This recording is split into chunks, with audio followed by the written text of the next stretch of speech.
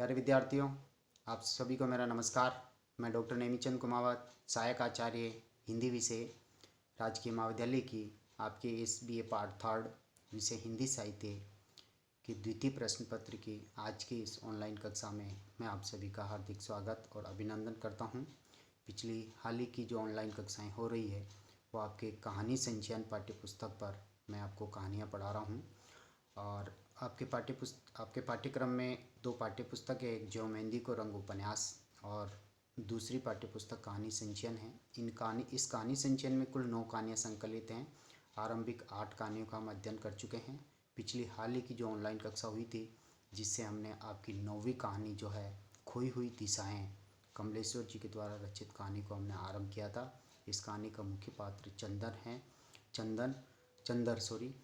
और हमने कमलेश्वर जी के कर्तृत्व और व्यक्तित्व का अध्ययन करते हुए इस कहानी के मुख्य पात्र, इसका उद्देश्य, इसके कथ्य और इसमें किस विषय वस्तु का चित्रण है और चंदर की चारित्रिक विशेषताओं पर प्रकाश डालते हुए इस कहानी के प्रथम पृष्ठ का हमने अध्ययन कर लिया था। उसी क्रम को जारी रखते हुए आज हम आपकी पृष्ठ संख्या 87 से इसको वापस आरंभ कर रहे हैं। आप ध्यान से सुनिए। और यह राजधानी यानी दिल्ली की ये कहानी है। दिल्ली के परिवेश से जुड़ी हुई है, महानगरी जीवन से जुड़ी हुई है। यहाँ सब अपना है, अपने देश का है, पर जैसे कुछ भी अपना नहीं है, अपने देश का नहीं है। क्योंकि चंदर जो इस कहानी का मुख्य पात्र है वह दिशाहीन है, लक्ष्यहीन है, दिशा भ्रमित है और उस अपने आप में वो एक तरह से अजनबीपन के संतरास से दुखी है, अकेलेपन से दुखी है। वह अपनापन खोज रहा है लेकिन उसे हर जगह हताशा हाथ लगती है। इसलिए वे दिल्ली जैसी इस राजधानी को जिसे अपना मानता है, लेकिन यहाँ के रहने वाले लोग कहीं भी अपनापन उसे नज़र नहीं आता है। तमाम सड़कें हैं जिन पर वह जा रहा है, लेकिन वे सड़कें कहीं नहीं पहुँचती, यानी लक्ष्य कहीं नहीं है। बस लगातार लोग आगे बढ़ते जा रहे हैं, यांत्रिक जीवन में यंत्रों की भांति चले जा रहे हैं। इन सड़कों के किनारे घर हैं, बस्तियाँ हैं, पर किसी भी घर में वह नहीं जा सकता। उन घरों के बाहर फाटक हैं जिन पर कुत्तों से सावधान रहने की चेतावनियां हैं, फूल तोड़ने की मनाही है और घंटी बजाकर इंतज़ार करने की मजबूरी है। घर पर निर्मला इंतज़ार कर रही होगी। वहां पहुंचकर भी अपने मेहमान की तरह कुर्सी पर बैठना होगा, क्योंकि बिस्तर पर कमरे का दूसरा सामान लदा होगा और वह हीटर पर खाना पका रही होगी। उन्मुक्त हवा के झोंके की तरह वह कमरे में घुस भी नहीं सकता और न उसे बाहों में लेकर प्यार ही कर सकता है, क्योंकि गुप्ता जी अभी मील से लौटे नहीं होंगे और मिसेज गुप्ता बेकारी में बैठी गप लड़ा रही होंगी या किसी स्वेटर की बुनाई कर रही होंगी। अगर वह चला भी गया तो कमरे में बहुत अदब से घुसेगा, बहुत सावधानी से घुसना होगा। फिर मिसेज गुप्ता से इधर उधर की 2-4 बातें भी करनी होगी। तब बीबी खाना खाने की बात कहेगी और खाने की बात सुनकर मिसेज गुप्ता अपने घर जाने के लिए उठेंगी। और फिर उसके बाद बड़ी खिड़की का पर्दा खिसकाना पड़ेगा, किसी बहाने खुराना की तरफ वाली खिड़की को बंद करना पड़ेगा। घूमकर मेज के पास पहुंचना होगा और तब पानी का एक गिलास मांगने के बहाने वह पत्नी को बुलाएगा और वह उसे बाहों में लेकर प्यार से यह कह सकने का मौका आएगा, बहुत थक गया हूँ। लेकिन ऐसा होगा नहीं। इतनी लंबी प्रक्रिया से गुजरने से पहले उसका मन झुंझला उठेगा और वह के कहने पर मजबूर हो जाएगा, अरे भाई खाने में कितनी देर है। सारा प्यार और समूची पहचान न जाने कहाँ छुप चुकी होंगी। अजीब सा बेगानापन होगा और बेकरी वालों के यहाँ भरई आवाज़ में रेडियो गा रहा होगा और गुलाटी के थके कदमों की खोखली आवाज़ जीने पर सुनाई पड़ेगी। गली में कोई स्कूटर आकर रुकेगा और उनमें से कोई अपरिचित आदमी निकलेगा, किसी और के घर चला जाएगा, यानी एक तरह से अपनापन उसमें नहीं झलकेगा। मोटरों की मरम्मत करने वाले गैराज का मालिक सरदार चाबियाँ लेकर घर जाने के इंतज़ार में अभी रात तक बैठा रहेगा, क्योंकि उसे 15-16 साल पुराने मैकेनिक पर भी शायद विश्वास नहीं है। और सामने रहने वाले बिशन कपूर के आने की आहट भर मिलेगी कि वह आ गया है। और पिछले 2 साल से उसने सिर्फ उसके नाम की प्लेट देखी है, बिशन कपूर जर्नलिस्ट। और उसकी शक्ल के बारे में वह सिर्फ यह जानता है कि सामने वाली खिड़की से जब बिजली की रोशनी छनने लगती है और सिगरेट का धुआं सलाखों से लिपट लिपट कर बाहर के अंधेरे में डूब जाता है, तो बिशन कपूर नाम का एक आदमी भीतर होता है। और सुबह जब उसकी खिड़की के नीचे अंडे अंडे की छिलका अंडे का छिलका, डबल रोटी का रेपर और जली हुई सिगरेटें, तीलियाँ और राख बिखरी हुई होती हैं, तो बिशन कपूर नाम का आदमी जा चुका होता है। यानी ये महानगरी जीवन है। मनुष्य कब आता है कब जाता है, न किसी से जान पहचान। इसलिए अकेलेपन से ये चंदर जो है दुखी है। सोचते सोचते उसे लगा कि मोजे की बदबू और भी तेज़ होती जा रही है और रेलिंग के पास खड़ा रहना मुश्किल है। यानी यहाँ तक वह उस रेलिंग के सारे सड़क के किनारे जो रेलिंग बनी हुई उसी के सारे खड़ा खड़ा ये पूरा वृत्तांत वह कह रहा और दिल्ली महानगरी परिवेश के बारे में आंखों से वह देख रहा और चिंतन कर रहा है कि घर जाऊंगा तो ऐसा होगा, दूसरे काम कर रहा हूँ तो मुझे हर जगह अकेलेपन का ही एहसास होगा। तो खड़े खड़े वह चिंतन मनन कर रहा है। जेब से वह डायरी निकाल कर उसने अगले दिन की मुलाकातों के बारे में जान लेना चाहिए कि कल किन किन से मिलना है। अंग्रेजी दैनिक में पहले फ़ोन करना है, फिर समय तय करके मिलना है, रेडियो में एक चक्कर लगाना है, पिछला चेक रिजर्व बैंक से कैश कराना है। यानी अंग्रेजी दैनिक में फ़ोन करना है, रेडियो पर जाना है, रेडियो केंद्र सेंटर पर पिछले चेक है तो बैंक में जाना है, और घर एक मनी ऑर्डर भेजना है। और कल का पूरा वक्त इसी में निकल जाएगा। ये डायरी में ये सब चीज़ें उसके नोट करी हुई है। अखबार का संपादक परिचित नहीं है जो फ़ौरन बुला लें और खुलकर बात कर लें और कोई बात तय हो जाए। यानी अखबार वाले से अंग्रेजी दैनिक अखबार वाले से उसको मिलना है तो वहाँ पर भी कोई परिचय नहीं है। रेडियो में भी कोई बात 10 मिनट में तय नहीं हो सकती। और रिजर्व बैंक के काउंटर पर इलाहाबाद वाला अमरनाथ नहीं है जो फ़ौरन चेक लेकर रुपया ला दे।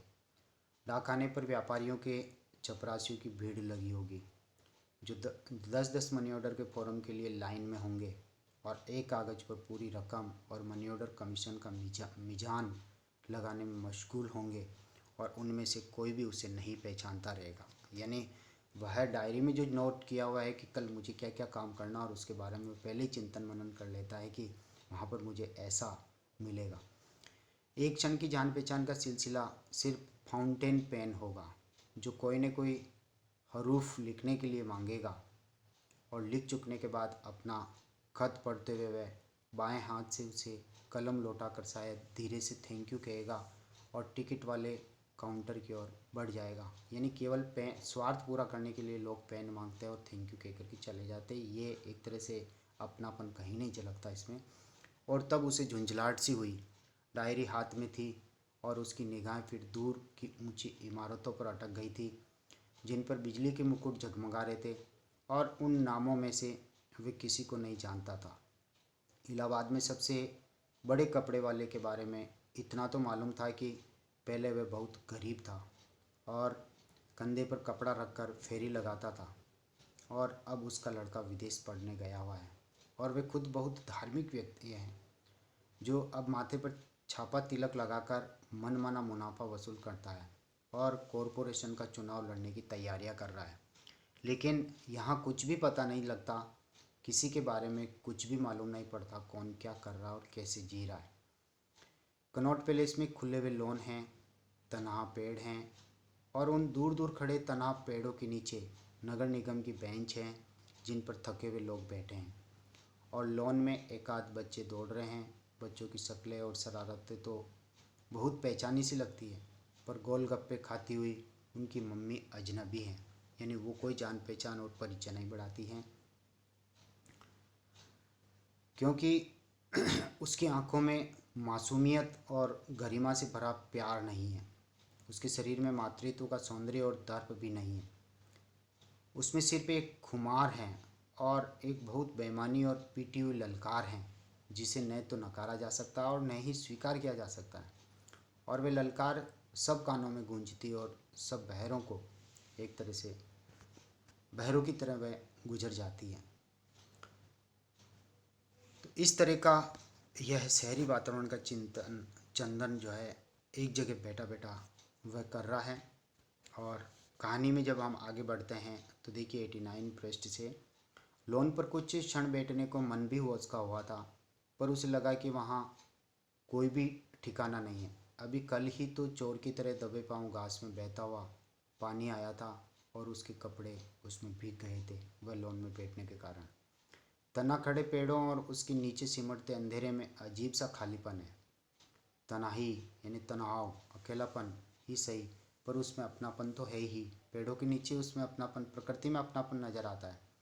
वह तनाई भी किसी की नहीं है, क्योंकि हर 10 मिनट बाद पुलिस का आदमी उधर से घूमता हुआ निकल जाता है।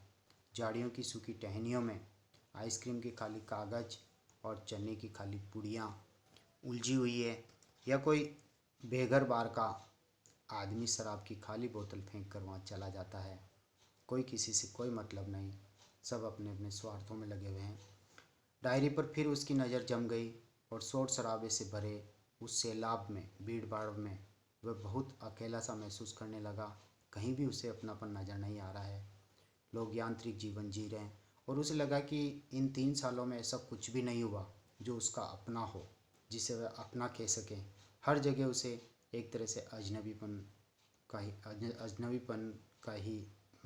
अजनबीपन जैसा परिवेशी महसूस हो रहा है। स्वयं की पहचान भी वह खोता जा रहा है। जिसकी कचोट अभी तक हो, खुशी या दर्द अब भी मौजूद हो, और यहाँ रेगिस्तान की तरह फैली हुई तनाही है। अनजान सागर तटों की खामोशी और सुन्नापन है। पछाड़ खाती हुई लहरों का शोर है, जिससे वह खामोशी और भी गहरी होती जाती है। मोजे की शक्ल में कटा हुआ आकाश है और जामा मस्जिद के गुंबद के ऊपर चक्कर काटती हुई चीलें हैं। औरतों का पीछा करते हुए फूल बेचने वाले हैं और यतीम बच्चों के साथ में शाम की खबरों के अखबार भी हैं।